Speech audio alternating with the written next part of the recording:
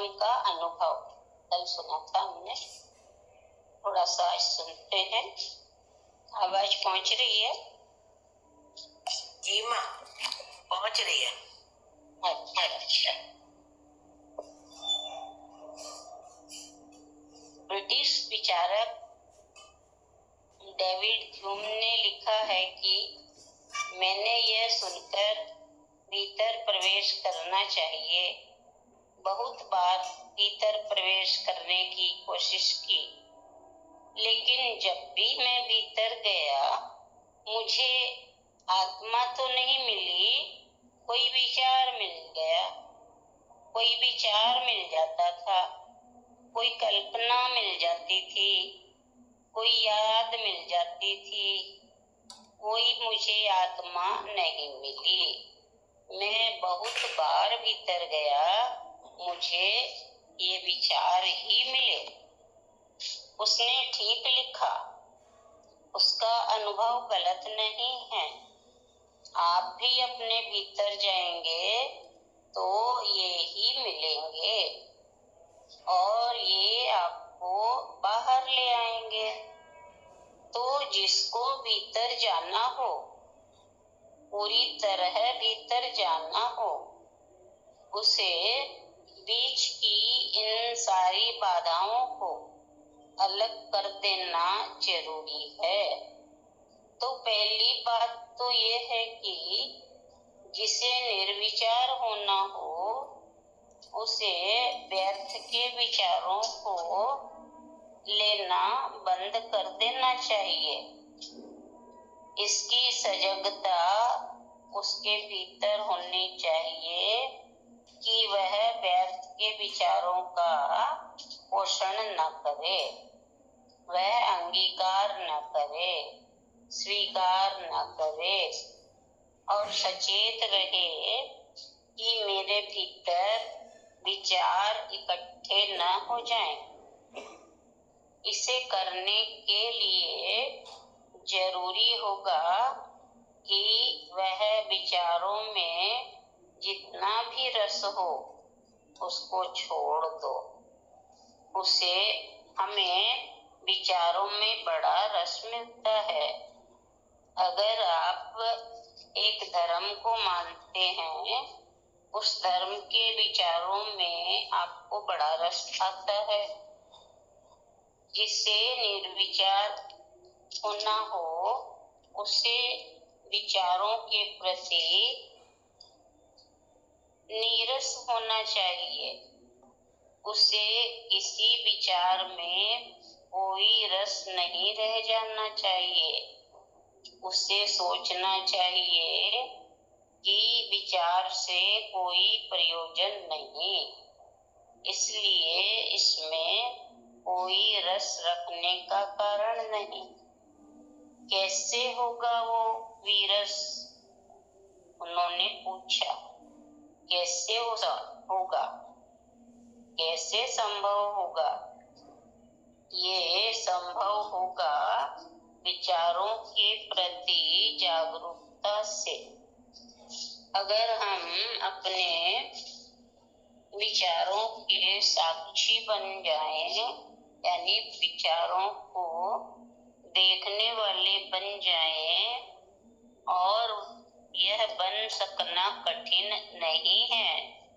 अगर हम अपने विचारों की धारा को दूर खड़े होकर देखना शुरू करें तो क्रमशः जिस मात्रा में आपका साक्षी होना विकसित होता है, उसी मात्रा में आप विचार शून्य होने लग जाते हैं। बुद्ध का एक शिष्य था श्रोण, वह राजकुमार था। मुझे उसकी कथा बड़ी प्रिय है। मैंने उसे सारे मुल्क में 4 बार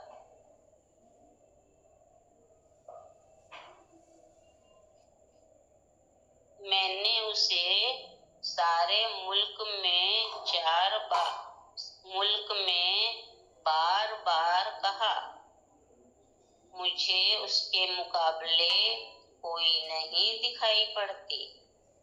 वह राजकुमार था। वह दीक्षित होकर भिक्षु हो गया, साधु हो गया। पहले दिन जब वह भिक्षा मांगने गया तो बुद्ध ने उससे कहा कि अभी तुझे भिक्षा मांगने का कुछ पता नहीं। कल तक राजकुमार थे, आज भिक्षा का पात्र लेकर जाएगा। पता नहीं कैसा तुझे लगे। इसलिए मैंने अपनी एक श्राविका को कहा कि जब तक भिक्षा के मांगने में ये निपुण न हो जाए तब तक भोजन वहीं का लेना। अभी तू भिक्षा मत मांग, वहां जाकर भोजन कर आ। राजकुमार बोला। श्रोण, जो कि सन्यासी हो गया था, उस श्राविका के घर भोजन करने गया। उस महिला के घर भोजन करने गया। कोई 2 मील का रास्ता था। वह रास्ते भर बहुत सी बातें सोचता रहा। उसे ख्याल आया उन भोजनों का जो उसे प्रिय थे। सोचा, आज पता नहीं क्या मिलेगा अप्रिय, क्या मिलेगा रुचिकर भोजन मिले, क्या पता रूखा सूखा मिले। उसे जो जो प्रिय भोजन थे सब याद आ गए और ये ख्याल आया कि उनके मिलने की संभावना इस जीवन में दोबारा नहीं है।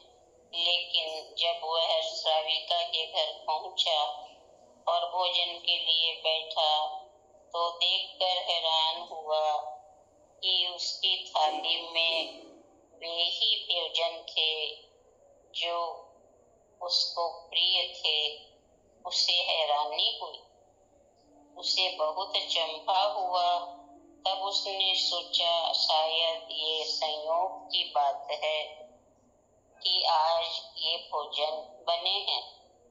उसने चुपचाप भोजन किया। जब वह भोजन कर रहा था, उसे ख्याल आया कि ये भोजन करने के बाद एकदम 2 मील दोपहर में यात्रा करना है और आज तक मैंने ऐसा कभी नहीं किया। भोजन के बाद तो मैं विश्राम करता था और श्राविका पंखा करती थी। उसने कहा, भंते, अगर भोजन के बाद थोड़ा विश्राम करेंगे तो मुझ पर बड़ी कृपा होगी। वो शिष्य थोड़ा हैरान हुआ। उसे लगा, मैंने कहा नहीं, मन में सोचा ही था, लेकिन सोचा शायद संयोग की बात होगी। मैंने सोचा। उसी वक्त उसने प्रार्थना की, एक चटाई डाल दी, उस पर लेट गया और लेटते ही उसे ख्याल आया, आज अपना न तो कोई साया है न कोई सैया है, कुछ भी नहीं है। वह श्राविका पीछे थी। उसने कहा, बंते, सैया न तो आपकी है न मेरी है, न साया आपका है न मेरा है, किसी का भी कुछ नहीं है। अब संयोग को मान लेना कठिन था। वो घबरा कर उठ गया। उसने कहा, बात क्या है? क्या मेरे विचार पढ़ लिए जाते हैं क्या? श्राविका ने कहा, ध्यान का अभ्यास करते करते पहले तो अपने विचार दिखाई देने शुरू होते हैं, फिर अपने विचार तो समाप्त हो गए, अब दूसरे विचार भी दिखाई देने शुरू हो गए हैं। वह उठकर बैठ गया। उसने कहा, मैं जाऊं? श्राविका ने कहा, आप अभी विश्राम कहाँ करे हैं, लेट जाइए। लेकिन वह रुका नहीं। उसने जाकर बुद्ध को कहा कि मैं कल से श्राविका के घर भोजन के लिए नहीं जा सकूंगा। बुद्ध ने कहा, क्या बात है? युवक बोला, बात मेरा कोई अपमान नहीं हुआ, लेकिन मैं नहीं जाऊंगा, आप छोड़ दें उस बात को। बुद्ध ने कहा, बिना जाने कैसे छोड़ दूं? युवक बोला, जानने की बात यह है कि जब उसके घर गया वो विचार पढ़ने में समर्थ है, और मुझे तो उस सुंदर युवती को देखकर मेरे मन में वासना भी उठी। वह भी पढ़ ली होगी उसने। अब मैं कल उसके द्वार पर कैसे जा सकता हूँ? किस मुंह से जा सकता हूँ? बुद्ध ने कहा, मैंने तुम्हें जानबूझकर वहां भेजा। यह तुम्हारी साधना का हिस्सा है। कल भी तुम्हें वहीं जाना होगा और परसों भी तुम्हें जाना होगा। उसके बाद के दिनों में भी तुम्हें जाना होगा, उस दिन तक जिस दिन तुम उस द्वार से निर्विचार होकर नहीं लौट पाओ। इतना ही लेंगे। बहुत ही सुंदर बात है।